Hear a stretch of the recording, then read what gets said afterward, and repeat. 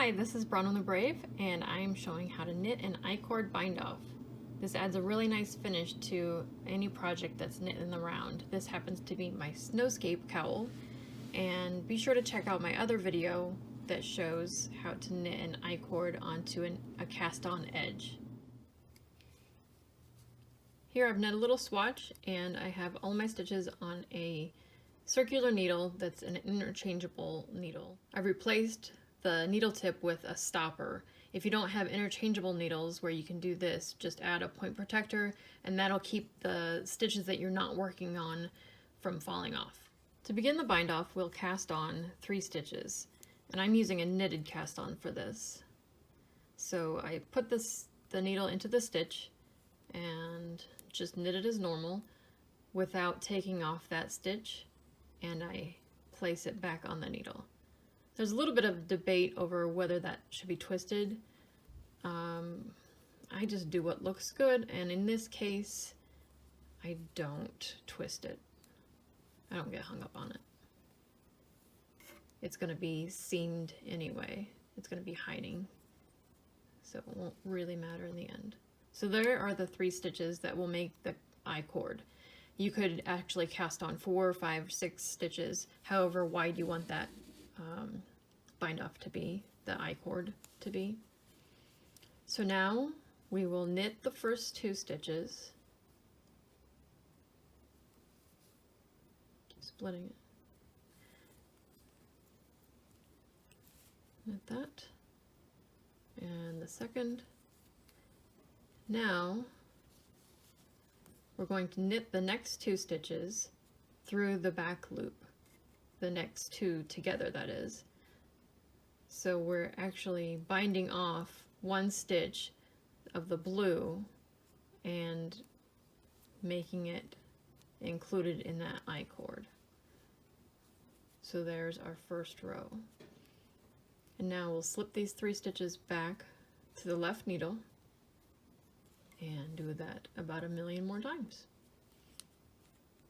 So you never turn, you always keep the right side facing you. Now here, with an I-cord, you never see the wrong side, which means that this working yarn is coming across all 3 of these stitches on the back side. So that means that we need to tighten it up just a tiny bit as we knit this first stitch, because it's really, see that big strand right there? We want that to be kind of tightened up. So as we work the first 2 stitches, we want to keep that nice and snug. Now we have our knit 2 together through the back loop.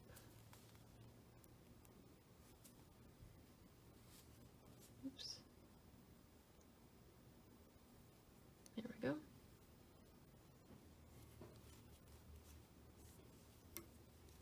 It'll take a few rows before you can really see that I-cord forming, but that's the start of it.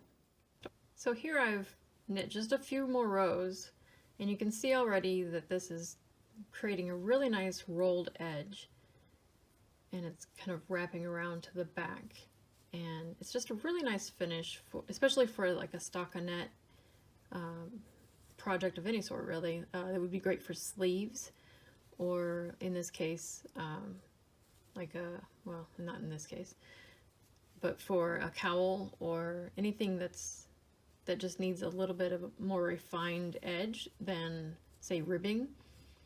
But yeah, I also wanted to say that I usually use a double-pointed needle for binding off, just because it's a little less cumbersome than the other end of the circular needle.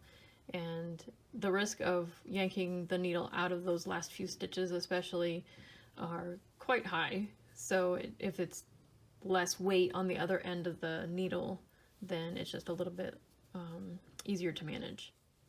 I normally knit Continental style with the yarn in my left hand, but this is definitely something that you can do if you throw with your right. So it's the same steps. Insert the needle, and you knit the first 2 stitches as normal. not quite as graceful with this style, especially trying to do it in a camera. And we knit those the last I-cord stitch and one from the actual cowl. Knit those two through the back loop. Let me pass those back over. I'll show you one more time. So it's actually a little bit easier to snug up that yarn across the back if you're using your right hand, because it's all done in one motion really. And as you knit the second one, you make sure that that first one is snug without getting it too tight. I think that's my trouble here. And then you knit these two together through the back loop.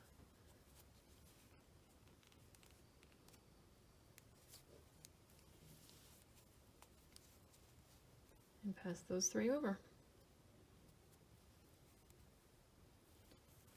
And we'll keep doing this until all of the blue stitches have been used up and you only have 3 stitches remaining. I also wanted to point out here that before I started this bind off, I had knit this last bit of stitches with the white yarn just to get it started, because I didn't want to have that tail for the demonstration. But you can see the difference that makes. So depending on what kind of look you want, if you want that little bit of stitching to show versus the little bit of blue or your main color poking through. In a lot of cases you're just going to have the same color throughout anyway, but just to show you the difference there. So I have 3 stitches remaining and I've cut my yarn, and you don't need a whole lot of yarn for this anyway, enough to weave in at the end and then also sew these last few stitches together. So you can see that the yarn is coming from that last knit two together through the back loop, but we want the yarn to be coming from this first stitch.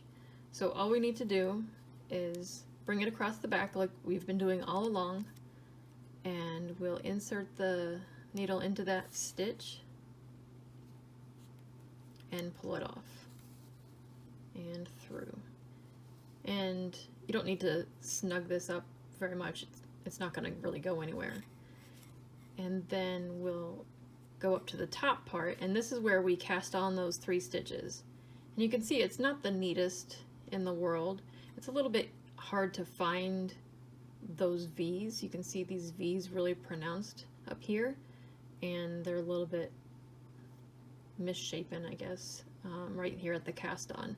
So we're going to roll it around to the back, and you can see that this is really the first nice looking V. And I'm going to go just behind that V, use the entire V and pull that all the way through.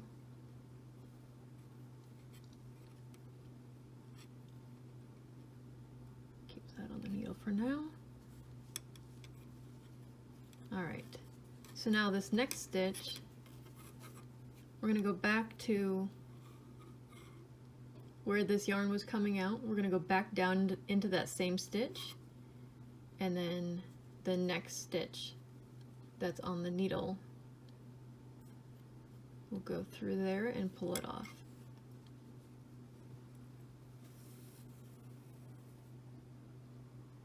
And that's all for that. Back up to the top, where we will find another stitch. So right here is the stitch that I pulled that yarn through. You can see it if you tug on it. So we'll do the stitch that's right next to it. And here we'll go behind both of those legs. Pull that through. And we'll do just like we did with the first stitch. Go down through the center of the stitch where that yarn was coming out from. So there's one leg, and then here's the second, and then we get rid of the needle.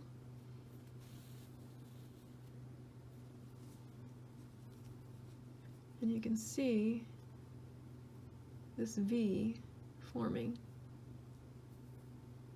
right there. And now we have one more stitch up here. Now this was that knit two together through the back loop, so it's a little bit harder to find. But we're gonna choose that one. And this little bit of a mess will be covered up a little bit more with these stitches. So if you snug it up, it kind of just all disappears. It's really cool.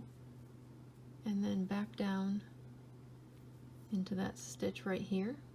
And I'm just going to go all the way through because that's where I want the tail to end up. And there you have it.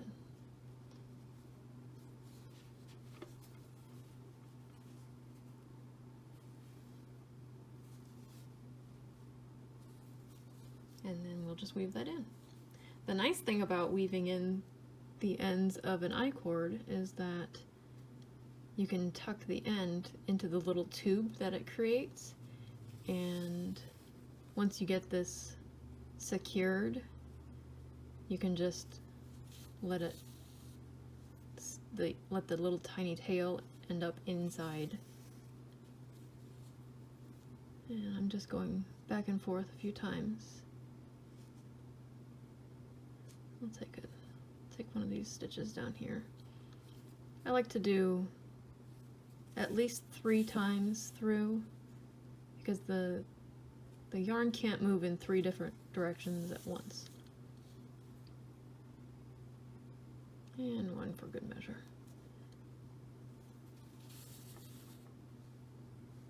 So now I'll come back up here. And I'm just going to go, I can feel the tiny little tube that those stitches created.